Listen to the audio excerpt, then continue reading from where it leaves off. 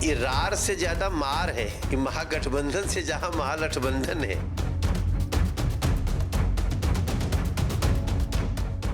झारखंड मुक्ति मोर्चा को परिस्थितियों को समझना चाहिए। ये बड़ी लड़ाई है, इसके लिए तेजस्वी जी लड़ रहे हैं।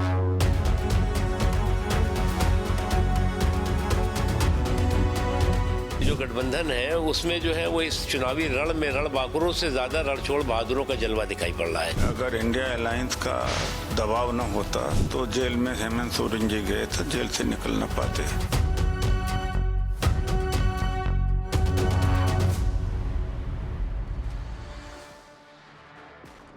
बिहार चुनाव में महागठबंधन को लेकर जिस बात की आशंका थी वही हुआ। महागठबंधन में आखिरी वक्त तक सीट समझौते का ऐलान नहीं हुआ। सभी पार्टियां सीटों को लेकर अपनी अपनी मांग पर अड़ी रहीं। इसीलिए सीट शेयरिंग का फॉर्मूला नहीं बन पाया। लिहाजा अब 11 सीटों पर महागठबंधन के प्रत्याशी आमने सामने आ गए हैं। महागठबंधन के अंदर जारी इस लड़ाई को फ्रेंडली फाइट का नाम दिया जा रहा है, लेकिन ऐसी क्या फ्रेंडली फाइट जब एक दूसरे का नुकसान ही कर दें। इससे पहले सबसे ज़्यादा नुकसान आरजेडी को हो सकता है। इसमें सबसे ज़्यादा नुकसान आरजेडी को हो सकता है, क्योंकि 7 सीटें ऐसी है जहां आरजेडी को एनडीए के साथ अपने ही सहयोगियों से लड़ना पड़ रहा है। हालांकि दूसरे दौर का नॉमिनेशन वापस लेने में अभी समय बाकी है और संभव है कि तब तक कोई अंतिम समझौता हो जाए, पर यह इतना आसान नहीं है, क्योंकि अब तक हुई सुलह की तमाम कोशिशें नाकाम हो चुकी है। फिलहाल की तस्वीर तो यही है कि महागठबंधन में कुछ सीटों पर फ्रेंडली फाइट होनी तय है। ऐसी 11 सीटें हैं जहां महागठबंधन के 1 से ज़्यादा प्रत्याशी चुनावी मैदान में हैं। इन सीटों पर अभी तक कोई सहमति नहीं बनने की वजह से ये हालात पैदा हुए हैं। इन 11 सीटों में से 5 सीटों पर कांग्रेस और आरजेडी के बीच मुकाबला होगा, जबकि 4 सीटों पर कांग्रेस और सीपीआई के कैंडिडेट आमने सामने हैं। इनके अलावा 2 सीटें ऐसी हैं जिन पर आरजेडी और मुकेश सहनी की वीआईपी के उम्मीदवार आपस में भिड़ रहे हैं। विपक्ष के दोस्ताना दंगल पे एनडीए के नेता जमकर चुटकी ले रहे हैं। देखिए, महागठबंधन पूरी तरह बिखर गया है। महागठबंधन में महाफूट है। कहीं से भी महागठबंधन के अंदर एकता नहीं दिखती है। राजद ने 143 लोगों की सूची कल जारी की है, उसमें ज़्यादातर दागी उम्मीदवार हैं। इन्होंने जेएमएम को पूरी तरह निकाल कर बाहर फेंक दिया है। 13 सीटों पर आपस में लड़ रहे हैं। ये लोग आपस में कोई मेल मिलाप नहीं है। ये एनडीए से क्या खाक लड़ेंगे, ये आपस में ही लड़के एक दूसरे को निपटा देंगे। अब अगर गठबंधन की गठरी गंडोला की छतरी बन जाए और वो गठबंधन जो कि हवाई हुड़दंग हंगामा और हाहाकार करने में लगा रहा, तो आज वो हवा में उड़ता दिखाई पड़ रहा है। अभी ऐसा जो गठबंधन हो, जो गठबंधन की गठरी गंडोले की छतरी बन जाए, तो या तो वो गड्ढे में जाएगी या गच्चा खाएगी, और या जो है वो पूरी तरह से उसका जो है वो बंटाधार होगा। खास बात यह है कि महागठबंधन के दोनों बड़े खिलाड़ियों के बीच ही सीट बंटवारे पर सबसे ज़्यादा असंतोष है। आरजेडी और कांग्रेस के बीच कई दौर की बातचीत के बाद भी सहमति नहीं बनी। लिहाजा 5 सीटों पर दोनों ने अपने अपने प्रत्याशी उतार दिए। इनमें जमुई जिले की सिकंदरा सीट, भागलपुर की कहलगांव सीट और सुल्तानगंज सीट, वैशाली की लालगंज सीट और पश्चिमी चंपारण की नरकटियागंज सीट शामिल है। कांग्रेस की लड़ाई सिर्फ आरजेडी से ही नहीं, लेफ्ट पार्टियों से भी है।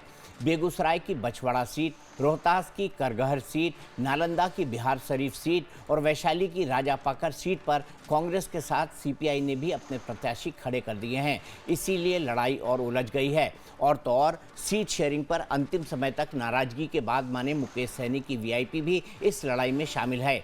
मधुबनी की बाबू बरही और कैमूर की चैनपुर सीट पर आरजेडी और वीआईपी दोनों के उम्मीदवार मैदान में हैं। हालांकि सीट शेयरिंग की लड़ाई एनडीए में भी कम नहीं रही, पर वहां किसी तरह मामला सुलझा लिया गया, जबकि महागठबंधन में कोई पक्का फॉर्मूला नहीं बन पाया। ये बीजेपी और चिराग जी का जो जुगलबंदी चल रहा है, और अभी तक नीतीश जी एक साथ गए ही नहीं, और नीतीश जी को अलग थलग करके ये लोग स्ट्राइक रेट में लगे हुए हैं, तो बचेगा ये लोग। हम ही अकेले भारी हैं इन लोगों पर, आप चिंता ना करिए। एनडीए पर अकेले भारी है। मैं इतना जानता हूं कि जनता एनडीए को वोट देना नहीं चाहती। इरार से ज्यादा मार है कि महागठबंधन से जहां महागठबंधन है, ये लोग खुद ही आप देखेंगे, इन लोग करीब मतलब मोर देन 35 सीट पे ये लोग आपस में ही लड़ रहे हैं। तो बिहार की जनता ने पहचान लिया कि इनका मुख्य उद्देश्य बिहार की बेहतरी नहीं है। महागठबंधन का मूल उद्देश्य अपनी अपनी बेहतरी है, अपन घर भरे, भ्रष्टाचार हो, सत्ता में कैसे हूँ बैठ जाएं, फिर वही बिहार। ना ना ना, लड़ाई सिर्फ फ्रेंडली फाइट की नहीं है। जेएमएम जैसे सहयोगी दल ने तो नाराजगी की वजह से महागठबंधन से ही किनारा कर लिया। उसके बावजूद ये स्थिति है कि 11 सीटों पर महागठबंधन के डबल प्रत्याशी टाल ठोक रहे हैं। इनमें आरजेडी से 143, कांग्रेस से 60, सीपीआई-एमएल से 20, सीपीआई से 9, सीपीएम से 4 और वीआईपी से 15 प्रत्याशी पर्चा दाखिल कर चुके हैं और कोई भी पार्टी कदम पीछे खींचने को तैयार नहीं दिखती। सवाल ये उठ रहे हैं कि महागठबंधन में दरार पड़ चुकी है। जेएमएम के अलग होने के बाद तो कुछ ऐसा ही लग रहा है। देखिए, निसंदेह जेएमएम ने जिस तरह से राजद की कोई हैसियत नहीं होने के बाद भी झारखंड के पिछले विधानसभा चुनाव में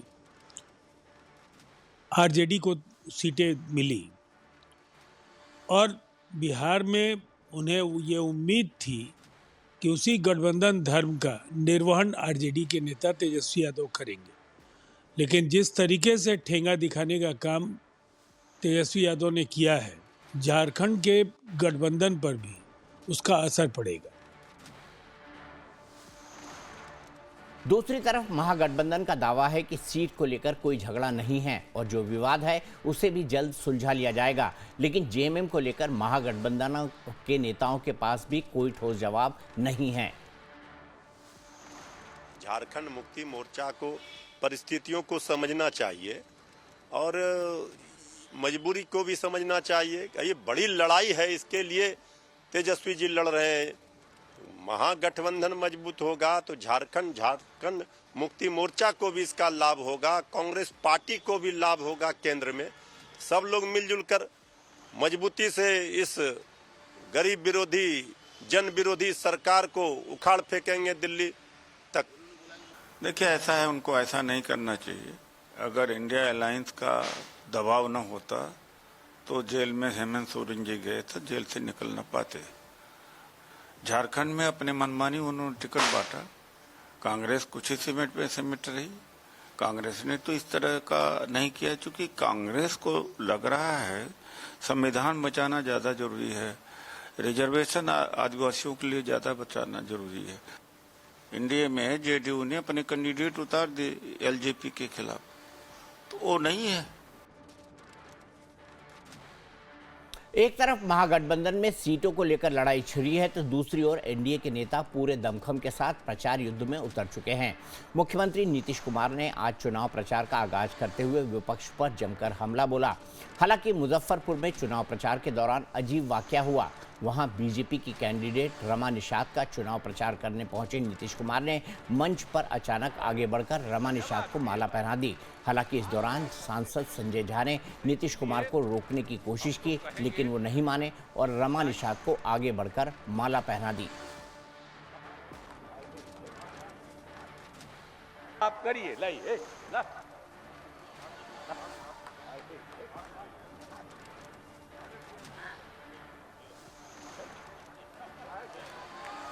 वो हाथ कर रहे हो, ये गजब आदमी है भाई, हाथ काहे करते हैं सब।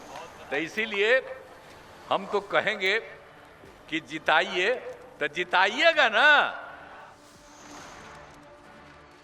तो इसी पर बात करने के लिए मेरे साथ भारतीय जनता पार्टी के नेता आलोक वत्स जी जुड़े हुए हैं, मेरे साथ आरजेडी से आरजू खान जुड़े हुए हैं और जन स्वराज की प्रवक्ता अनुकृति भी मेरे साथ जुड़ी हुई है। तीनों से मैं बात करूंगा, लेकिन आलोक वत्स साहब, देखिए आपने तस्वीर नीतीश कुमार की, क्या दिखाता है? कहीं कुछ गड़बड़ है? देखिए, गड़बड़ नहीं है, वो भी हमारे गठबंधन के प्रत्याशी हैं। अगर उनको उन्होंने माला पहना दिया तो इसमें क्या दिक्कत है और क्यों रोक रहे थे संजय झा, ये मेरे समझ से बाहर है।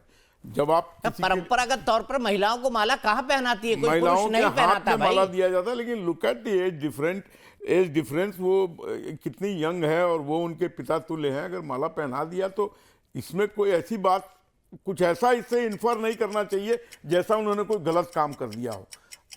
ये तो अच्छी बात नहीं, है। उनकी अजीबोगरीब हरकतें चर्चा में रहती है ना, तो वैसे ही एक अजीबोगरीब हरकत ये भी है। अरे संजय झा रोक रहे थे, हाथ में देने के लिए कह रहे थे, दे देते, मामला खत्म हो जाता। उन्होंने संजय झा को ही झड़क दिया।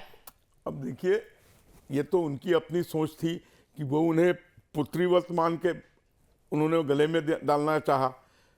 बहुत से जगह हमने देखे हैं कि बहुत से जो उम्रदराज लोग होते हैं वो हाथ में नहीं देके गले में दे देते हैं।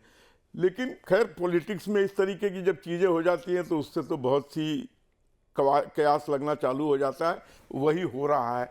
और नीतीश कुमार जी के साथ तो ये कयास बहुत पहले से लग रहा है। विभिन्न कयास नहीं लग रहा, दिखाई दे रहा। प्रत्यक्ष को प्रमाण की जरूरत नहीं होती। प्रत्यक्ष में उन्होंने माला पहनाया। आज कोई ऐसी गलती नहीं की है जिस पर इतना रार पैदा मतलब पहले ऐसी गलती करते रहे। पहले कुछ ऐसा, इतनी बातें हुई हैं तो कुछ गलतियां हो गई होंगी। चलिए, गलतियां हो गई होंगी। आलोक वंश भी धीरे से इस बात को मान रहे हैं। लेकिन आरजू खान जी क्या कहेंगे इन तस्वीरों पे? आज तेजस्वी यादव ने ट्वीट भी किया है इन्हें।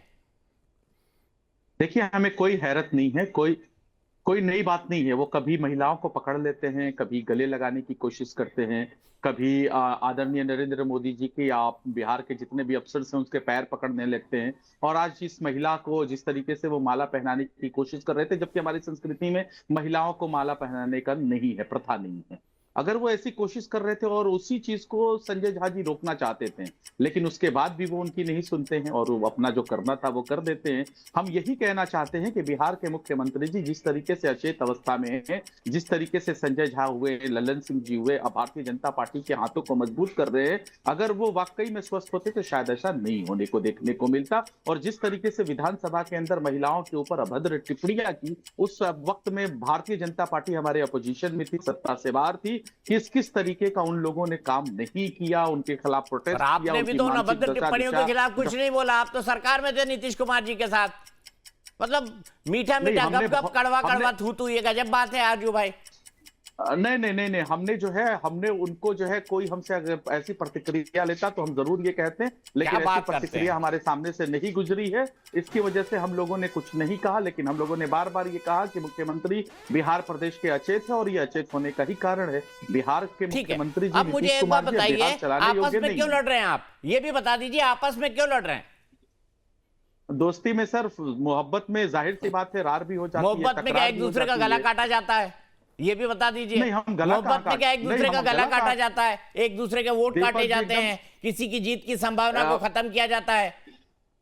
नहीं दीपक जी, ना हम किसी का गला काट रहे हैं, ना किसी का वोट काट रहे हैं। मोहब्बत के साथ एक दूसरे के से प्रतिस्पर्धा कर रहे हैं और मोहब्बत के साथ गले भी लगा लेंगे।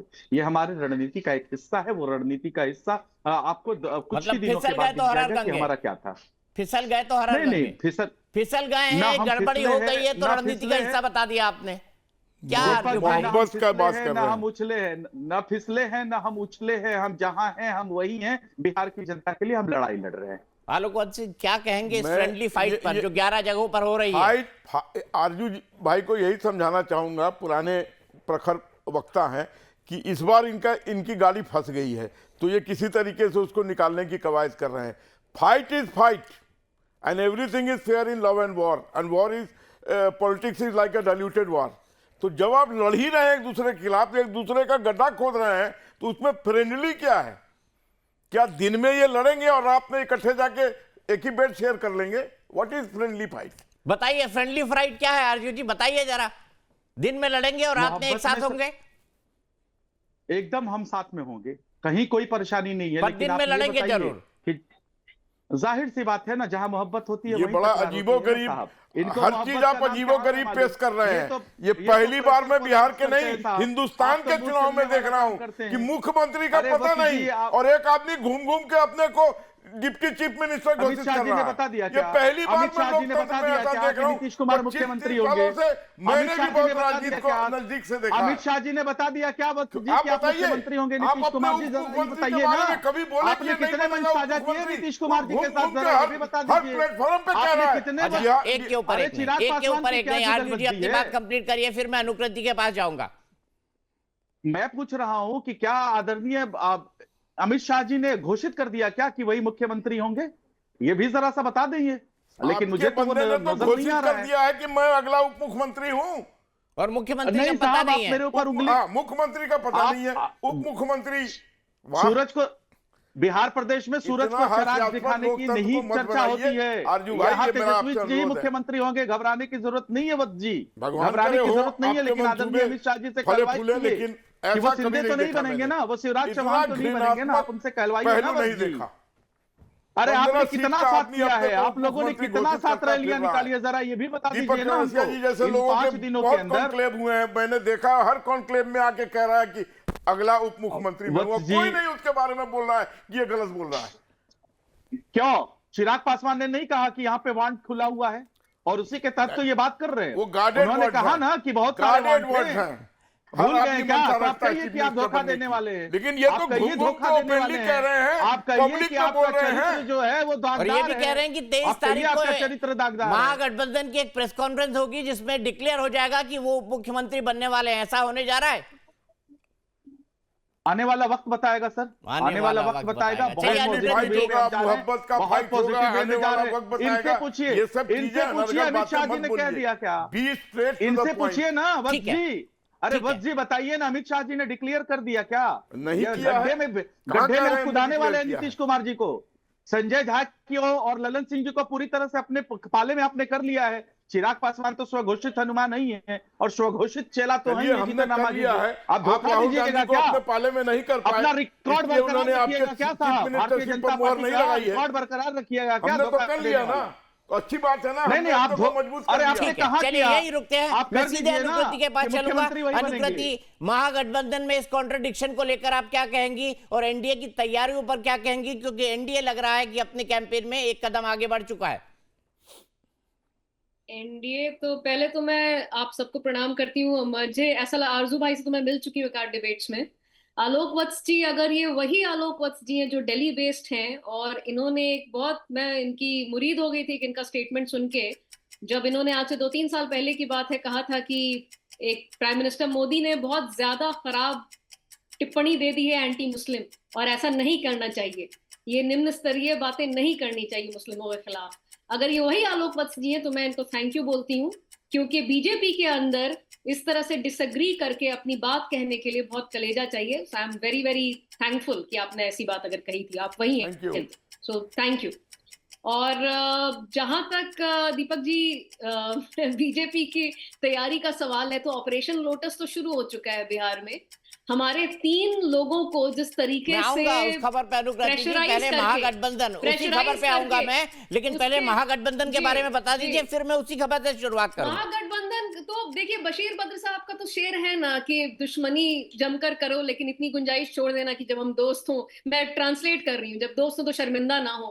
तो महागठबंधन अपनी टेक्निकल चीजें कर रहा है, सीट शेयरिंग लोकतंत्र में होते रहता है। ऐसी कोई बहुत, मुझे नहीं समझ में आ रहा है कि इसको इतना प्रॉब्लम और इतना बड़ा इश्यू क्यों बनाया जा रहा है। ये एक नॉर्मल सी बात है, सीट शेयरिंग है, इनकी टेक्निकल प्रोसेस है, ये करेंगे अपना। प्रॉब्लम वो है जहां बाजार की तरह ट्रीट किया जा रहा है बिहार को, मंडी में पैसे लेके लोग बैठे हुए हैं खरीद फरोख्त के लिए। ज्यादा बड़ी दिक्कत वो है